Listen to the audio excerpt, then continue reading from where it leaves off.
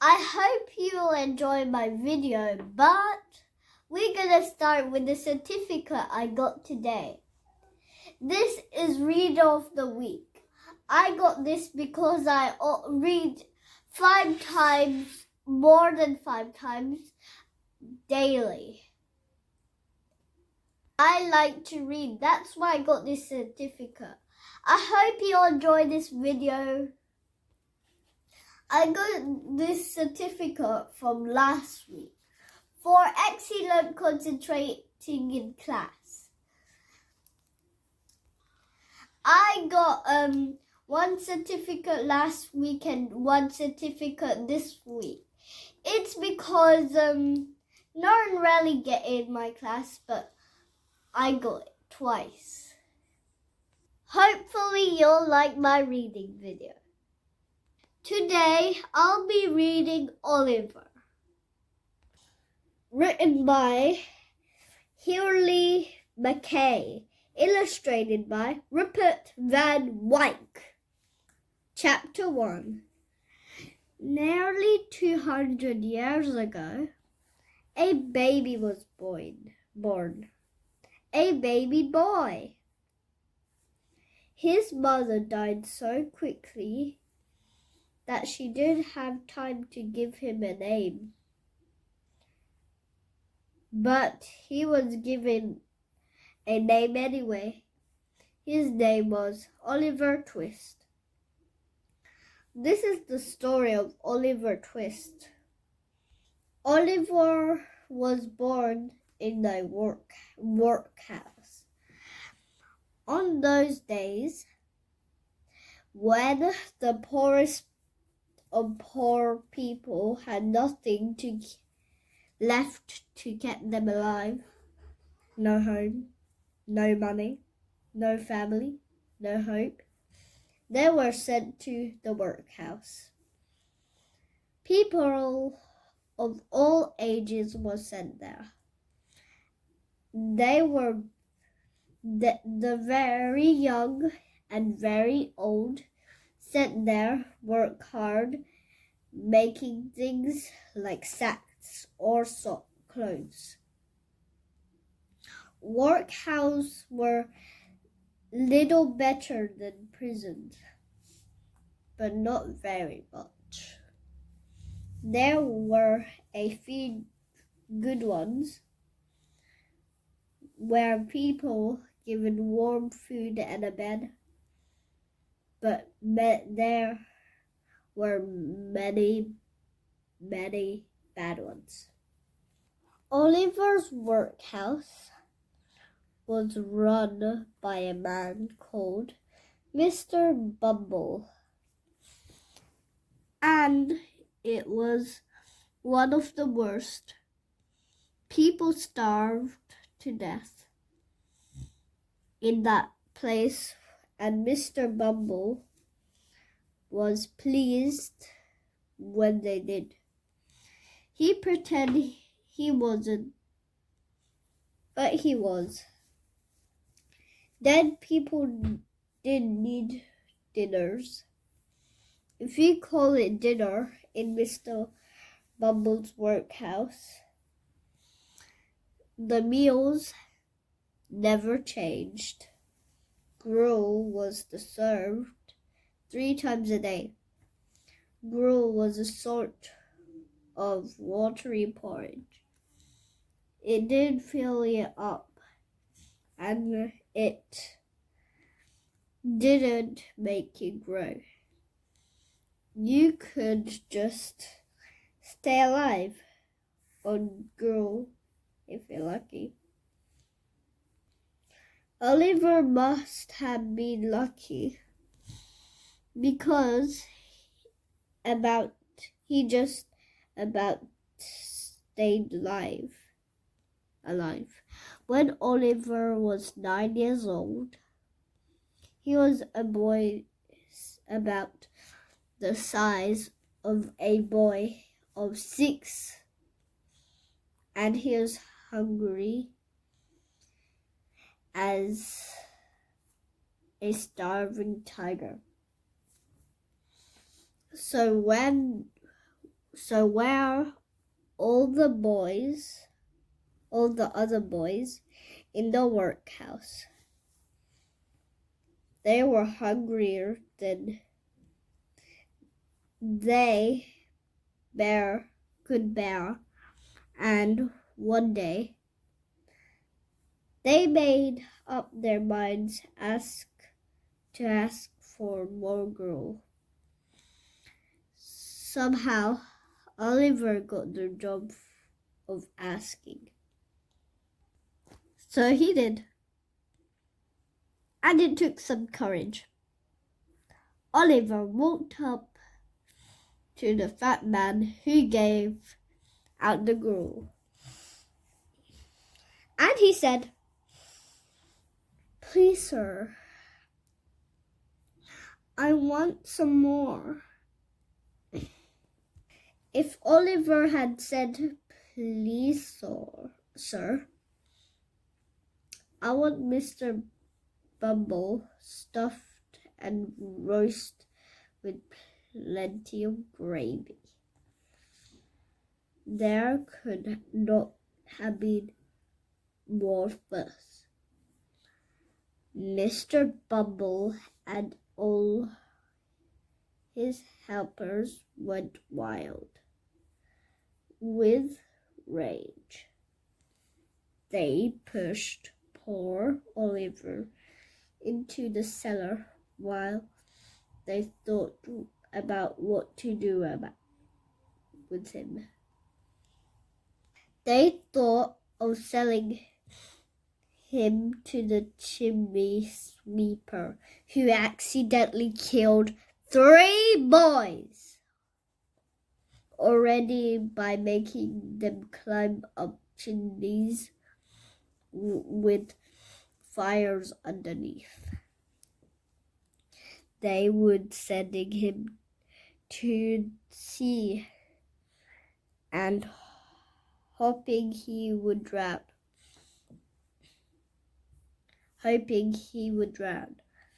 And they thought of selling him to Mr. Strawberry. And that's what they did. Chapter 2. Mr. Sowberry was an undertaker. When somebody died, he was the person who was sent for. He was a very useful man. He measured the dead person with his tape to measure how big to make their coffin. He hammered together the wooden coffin pieces in his coffin shop. Then he put the body in the coffin and took it to the graveyard, where he had sorted out a hole. Oliver's new job was to help Mr. Showerberry, and he did like it. Not the saddest, nor the dead people, nor his little bed on the coffin shop floor, and most the half-made coffins. Oliver also did like Nora, the big boy who helped Mr. Sourberry. Nora said awful things about Oliver's poor dead mother. Oliver tried to stop him, but he couldn't. Nora was stronger, and Oliver always lost their battles. So in the end, he ran away. Chapter 3. He ran all the way to London. It took him a week. When he got there, he sat down on a doorstep and was miserable. His feet felt sore. He was very tired and very hungry and very, very lonely. Oliver sat on the doorstep for a long time before he noticed that someone was looking at him. It was a boy. Not that much older than Oliver. A rough, tough, bouncy-looking boy whose friends called him the Artful Dodger. The Artful Dodger just looked at Oliver. He came across and spoke to him. And 5 minutes later, he was buying Oliver his breakfast. Ham sandwiches. The best breakfast that Oliver had ever eaten. That was how Oliver and Artful Dodger became friends. And they talked as friends do. Oliver told him all about the warehouse and Mr. Bumble and the coffin shop. The Artful Dodger explained that his real name was Jack and that he lived with an old man called Fagin and several other boys. And he said that Oliver could come home with him if he liked, so Oliver did. It was an old, half-broken house in such a dark muddle of dirty streets that Oliver nearly ran away. But he didn't. He went inside instead. And there was Fagin. Old, strange, cooking sausages over the smoky fire. Oliver was used to odd places, but this room was the oddest he had ever seen.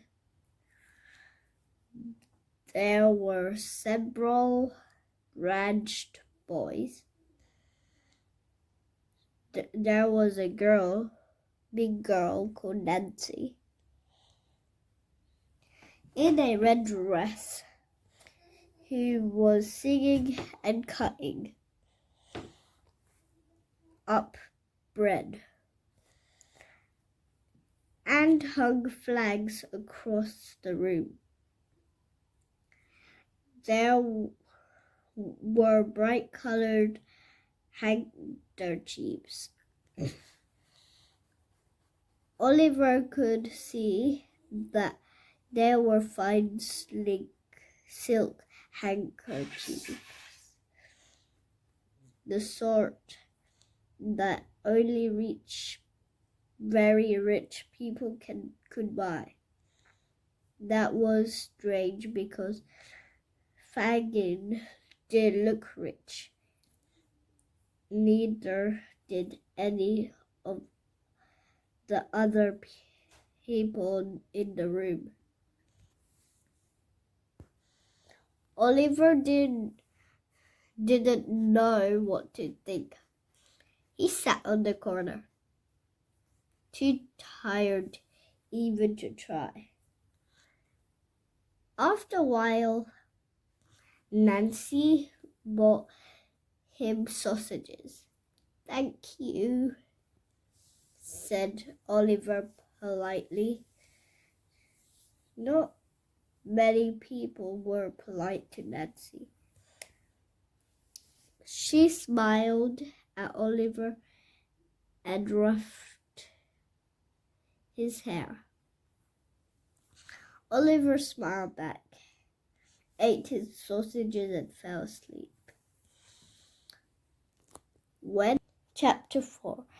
When he woke in the morning, the room was empty, except for old Fagin, who was sorting through a box of things that showed watches and rings and bracelets and things. Oliver thought they were beautiful. He didn't guess where they came from. Even when the boys came home and showed Oliver the game they played with Fagin, he didn't guess. The game was this. Fagin filled his pockets with treasure, watches, money. Bright pocket handkerchiefs. Then up, and the boys dodging, ducking, dancing, trying to not explode with laughter.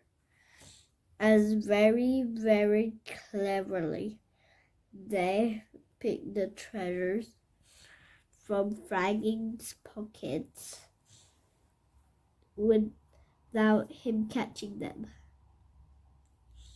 It was a better game than hide and seek, better than a treasure hunt, better than tag. It was a game to teach boys how to steal, but Oliver didn't know that. He thought it was good fun, and he soon joined in. He got quite good at it. That pleased Fagin and Fagin's Scan, because that's what it is, a gang. The boys, the merry, artful Dodger, Nancy, who was so kind, even Bullseye, the bad-tempered dog. All the Fagin's gang, thieves, pickpockets. That's what they were. Some were proud of it. Some, like Nancy, hated it. The artful Dodger said it was fair if he didn't steal things and someone else would. But all of them did it. Fagin made them. Fagin had terrible ways of punishing people who do what he said. Oliver didn't guess any of this until the first day. The gang took him onto the streets. Then outside a bookshop, everything became clear. An old gentleman was standing at the window, looking at the books. The Artful Dodger, who was looking at books, who was just beside him, grinned at Oliver. Then, right before Oliver's astonished eyes, into the old gentleman's pocket went the Artful Dodger's hand. Out it came with a beautiful red silk handkerchief. Then Oliver didn't just guess. He knew. And he stood and he stared. "Hey!" cried the old gentleman. Where was the Artful Dodger gone? The other boys vanished. Oliver turned out and ran. "Stop, thief!" called the old gentleman, and he began to run after him. So did many other people, all calling, "Stop, thief!" Bang! Oliver tumbled